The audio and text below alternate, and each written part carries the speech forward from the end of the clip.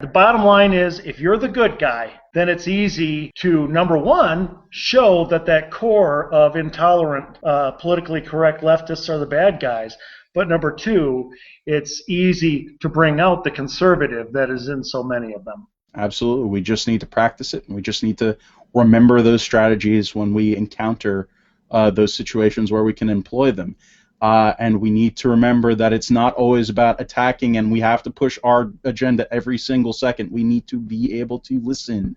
We need to be able to engage in conversation. It cannot just be attack, attack, attack, attack, attack. It's not helpful. We don't have that kind of gunpowder. We are not able to get away with that. Well, and before you go on, I just wanted to mention this. I think that and we have had this issue today in the Conservative Union, that sometimes advocacy doesn't look like advocacy. It looks like something else.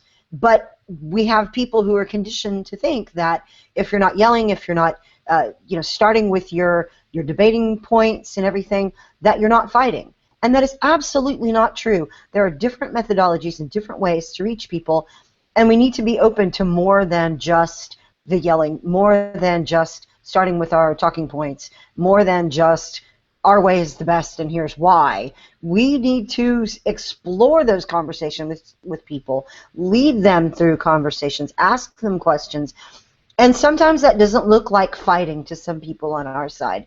And I'd just like to say to those people, I'd like them to rethink that.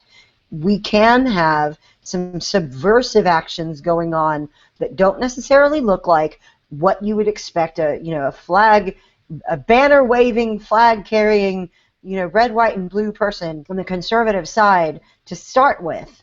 But Andy is giving some really subversive, good, solid subversive tactics that could also be used, subversive techniques that should also be employed, and they are also fighting.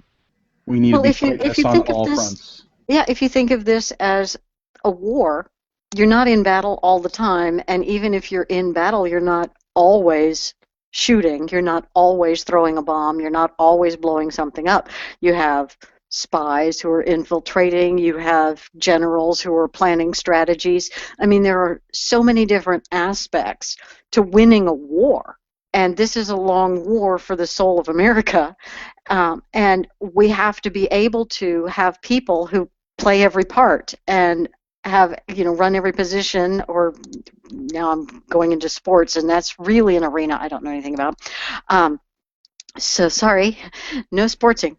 But we at have least you got the arena part right. Yes, yeah, right? Generally sports are played in arenas. Are they really? Oh, okay, well, that's cool. So like coliseums and I'm learning.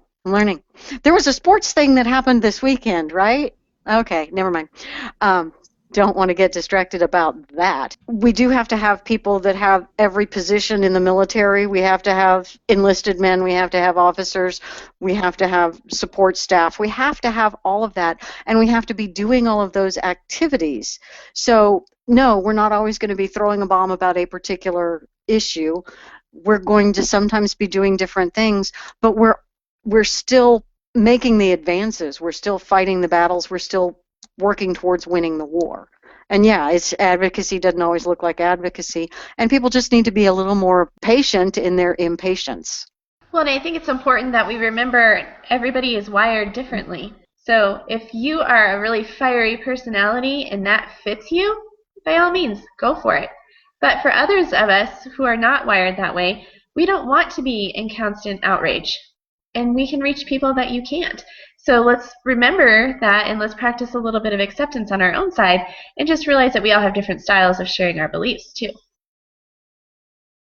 They absolutely do not naturally like each other. They are somehow put together because of the glue of liberalism and progressivism that helps pay for the stuff that they like, and they stick together when they have to. But when you see these cracks, when they start to show, they show big, and it is absolutely something that we need to push.